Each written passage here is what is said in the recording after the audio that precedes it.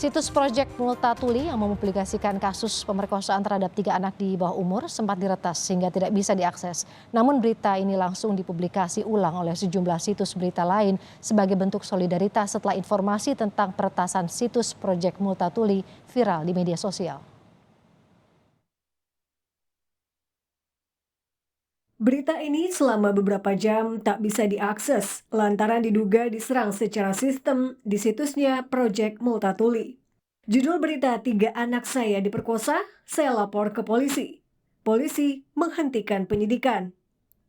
Berita ini gagal diakses karena dilaporkan oleh pihak lain tanpa redaksi pengelola situs tahu apa sebabnya. Serangan Rabu malam kami cek. Kenapa? Kirain karena traffic tinggi. Teman IT bilang ini, kayaknya serangannya besar. Serangannya dari IP yang sama. Dari situ kami mengantisipasi supaya berita bisa dibaca, bisa direpublikasi. Ujar Fahri Salam, pemimpin redaksi Project Multatuli kepada Kompas TV. Namun sesaat setelah gagal diakses, berita ini muncul di media-media lain, termasuk dengan kelanjutan penanganan oleh polisi. Malah karena situs yang diserang karena berita pemerkosaan terhadap 3 anak di bawah umur viral tagar di media sosial, percuma lapor polisi. Tagar ini hingga Jumat pagi menjadi tren di media sosial. Kepolisian Resor Luwu Timur yang menghentikan penyelidikan kasus pemerkosaan terhadap 3 anak di bawah umur memberikan klarifikasi bahwa berita di Project Multatuli hoax. Klarifikasi dilakukan Humas Polres Luwu Timur melalui Instagram. Menjelaskan bahwa berita yang disampaikan ini belum cukup bukti dan kasus ini pernah ditangani Polres Luwu Timur sejak tanggal 9 Oktober 2019. Setelah viral di media sosial dan situs berita lain, saat ini berita pemerkosaan terhadap 3 anak di bawah umur sudah kembali bisa diakses di situs Project Multatuli. Tim Liputan, Kompas TV. Situs media jurnalisme publik Project Multatuli yang mempublikasikan pemerkosaan terhadap 3 anak di bawah umur sempat diretas. Kami terhubung dengan Evi Mariani, pemimpin umum serta redaktur Project Multatuli. Selamat siang Mbak Evi. Mbak, bisa diceritakan bagaimana kronologis dugaan serangan terhadap situs setelah pemberitaan dugaan 3 anak diperkosa yang penyelidikannya dihentikan polisi? Oke, kami mempublikasikan artikel itu sore-sore hari tanggal 6 Oktober ya. Lalu tidak lama saya mendapat banyak komplain bahwa banyak orang tidak bisa mengakses ya. Awalnya kami pikir mungkin ini kapasitas kurang atau apa. Tanggal 7 Oktober pagi-pagi IT officer kami mengkonfirmasi bahwa ya ada serangan yang dia sebut sebagai DDoS, DDoS attack. Lalu apa yang dilakukan oleh redaksi Project Multatuli Mbak? Karena berita ini juga kemudian dipublikasikan di situs lain. Ya, kami adalah satu inisiatif jurnalisme publik untuk melayani yang dipinggirkan, untuk mengawasi kekuasaan agar tidak ugal-ugalan. Kami tidak terlalu tidak terlalu memikirkan klik ke situs kami sendiri, sehingga kami menawarkan untuk siapapun yang mau republikasi untuk meng-email kami. Ternyata kami mendapat sampai saat ini masih ada mungkin sekitar 30 media besar, blogger, pers mahasiswa meminta untuk republikasi. Lalu muncul di mana-mana itu beritanya. Mbak, bisa diceritakan kembali apa yang kemudian membuat Project Multatuli ini bisa mengetahui dan ingin menggali, memutuskan mengangkat kasus ini di situs, Mbak? Oke, baik. Jadi ini sebetulnya laporan pertama dari serial yang kami rencanakan untuk mengawasi kinerja polisi, khususnya untuk kekerasan seksual, baik terhadap anak-anak maupun terhadap orang dewasa ya. Jadi ini baru laporan pertama sebenarnya.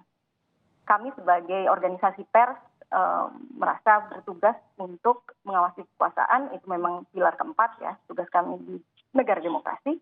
Nah ini yang sedang kami lakukan sebenarnya. Jadi ini bagian satu artikel yang saya kira biasa aja gitu ya, memang mendalam artikelnya. Dan ini memang kami juga tahu ini kasus lama, tapi kami angkat lagi karena kami ingin suara penyintas ini didengar oleh publik gitu. Ya, untuk didengar oleh publik dan kemudian harapannya bisa terungkap kebenarannya. Tapi di sisi lain polisi sempat menyatakan hasil liputan ini sebagai hoax. Bagaimana tanggapan Anda, Mbak Evi? Iya, ya, saya lihat itu memang di Instagramnya Polres Luwu Timur ya. Kami berdiri stand by our reporting, bahasa Inggrisnya itu, bahasa Indonesianya. Kami menyatakan bahwa artikel 3 anak saya diperkosa itu sesuai dengan standar jurnalistik. Kami sudah mengikuti semua kode etik jurnalistik, kami setia pada prinsip verifikasi, disiplin verifikasi, dan kode etik jurnalistik. Bahkan kami juga sangat hati-hati untuk tidak membuka misalnya identitas, bahkan inisial pun tidak, dari ketiga korban dan ibunya. Terkait dengan pernyataan hoax ini, apakah ada upaya dan juga mungkin pertasan Multatuli ini, apakah juga akan ada upaya langkah yang akan dilakukan dari pihak Mbak Evi untuk kemudian melaporkan ke Badan Cyber misalnya? Ya, kami saat ini sudah berkoordinasi dengan banyak organisasi yang mendukung demokrasi dan kebebasan pers, salah satunya LBH Pers, SafeNet untuk digital security, dan kami akan terus berkoordinasi di hari-hari ke depan untuk menentukan langkah selanjutnya. Saat ini karena ini baru sehari ya dari keterangan, yang kami melakukan yang prioritas itu mengamankan semua dari kami dulu, dan mengamankan yang perlu diamankan untuk saat ini. Mbak, mungkin bisa diperjelas kembali bagaimana bisa mendapatkan liputan ini kemudian menjadi sesuatu yang perlu dan patut diangkat dan masyarakat harus tahu. Apakah ada informan yang Mbak Evi peroleh dari Luwu Timur atau seperti apa, Mbak? Nah, ini yang sebenarnya saya juga heran karena ini memang liputan mendalam, tapi sebetulnya nggak ada yang istimewa. Artinya begini, saya tahu berita ini pernah diberitakan banyak media di 2019.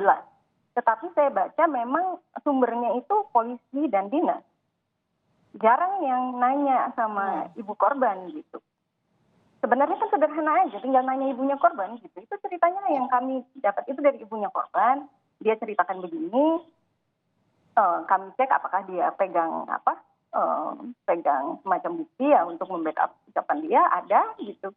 Kami verifikasi ke Luwu Timur, kami verifikasi ke Dinas Sosial Luwu Timur, semua disiplin verifikasinya sudah kami jalankan. Klarifikasi yang ditulis oleh Humas Polres Luwu Timur pun sudah ada semua di artikel kami, tidak ada yang baru dari klarifikasinya. Jadi memang dihentikan karena menurut polisi visumnya tidak menunjukkan ada luka-luka, itu sudah ada di artikel semua. Jadi saya juga sebenarnya nggak tahu juga kenapa sampai harus diretas ya gitu. Jadi kalau saya pertegas lagi, informasi awal ini Mbak peroleh juga dari liputan-liputan jurnalis lain seperti itu, tapi Mbak melihat tidak ada angle dari pihak sang ibu yang memberikan klarifikasi, begitu Mbak Evi? Ya kalau saya baca yang dulu-dulu yang 2019 biasanya beritanya pendek-pendek aja, terus dari Polres aja biasanya. Satu ini gitu, satu source aja gitu, yang dulu-dulu ya, yang 2019.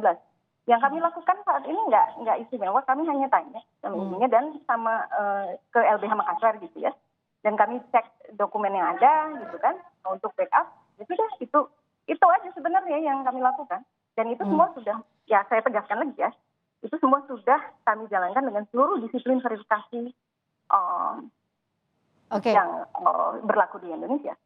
Oke, artinya juga Mbak Evi dan juga pihak Multatuli juga sudah melakukan pendekatan kepada korban ya Mbak, dalam hal ini ibu? Ibu korban ya? Ya, sudah melakukan itu. Yang terakhir Mbak Evi, apa yang diharapkan dari mungkin redaksi Mbak Evi untuk kemudian kasus ini bisa dibawa ke ranah yang seharusnya dan juga harapannya bisa terungkap dengan jelas siapa pelaku dan juga korban mendapat keadilan? Ya, sekali lagi ini laporan pertama dari serial yang sudah kami rencanakan karena kami melihat banyak korban kekerasan seksual itu sampai harus cerita di media sosial ya untuk sekadar didengarkan saja gitu ya. Ini yang memang kami harapkan dampak dari liputan adalah bahwa polisi itu ketika menangani kasus kekerasan seksual profesional gitu ya, sesuai prosedur gitu. Itu dan melindungi korban. Ini saya boleh ngomong sedikit ya soal saya ingin semua pihak tolong lindungi identitas korban dan ibunya. Oke, baik. Soal Ya. identitas. Satu Ya. lagi Mbak, masih ada satu pertanyaan lagi. Kepolisian belakangan juga bilang bahwa kasus ini dibuka kembali jika ada bukti baru. Anda melihatnya dari semua yang dijabarkan dalam liputan Proyek Multatuli, betulkah polisi membutuhkan bukti baru untuk proses kasus ini? Kalau itu LBH Makassar, saya kira tadi Anda sudah wawancara lebih kompeten menjawab itu. Kalau saya dari segi informasi itu, kami ya sekali lagi nelayan yang dipinggirkan, mengawasi kekuasaan agar tidak ugal-ugalan, kami memberi informasi yang ini dengan semua disiplin verifikasi dan prinsip-prinsip jurnalistik yang kami percayai.